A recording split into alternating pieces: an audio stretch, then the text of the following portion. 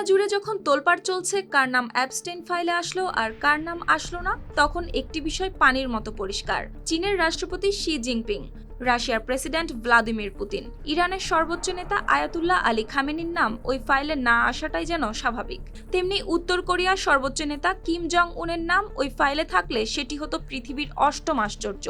একটা নয়, 1000 অ্যাবস্টেইন মিলেও কিমকে ফাঁদে ফেলার ক্ষমতা রাখে না। কেন? কারণ লিডারের লাইফস্টাইল কোনো হলিউড স্পাই মুভির চেয়েও কয়েক গুণ বেশি রোমাঞ্চকর।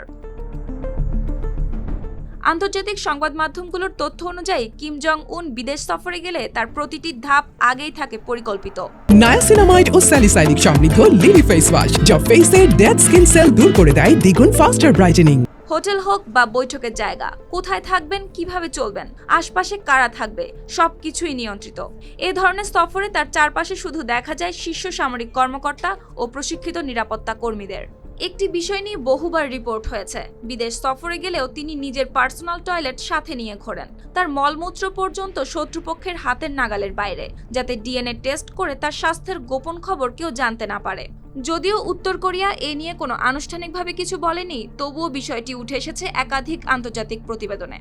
নারী বলতে কিম জং উনের স্ত্রী রি সোলজু, মেয়ে কিম জুয়ে এবং ছোট বোন কিম ইয়োজং। এর বাইরে কোনো অচেনা নারী দিয়ে হানি ট্র্যাপের সুযোগ নেই কোনো। স্পাই ক্যামেরার কথা তো বাদই দিলাম, তার টিম আগে থেকেই চেক করে নিশ্চিত হয় যে হোটেলের নিরাপত্তা ঝুঁকি নেই কোনো। সব মিলিয়ে বিষয়টি এমন, অ্যাবস্টেইনরা আসবে আর যাবে, কিন্তু কিম জং উন নিজেই একটি দুর্ভেদ্য দুর্গ। শুক্তি রায়, RTV।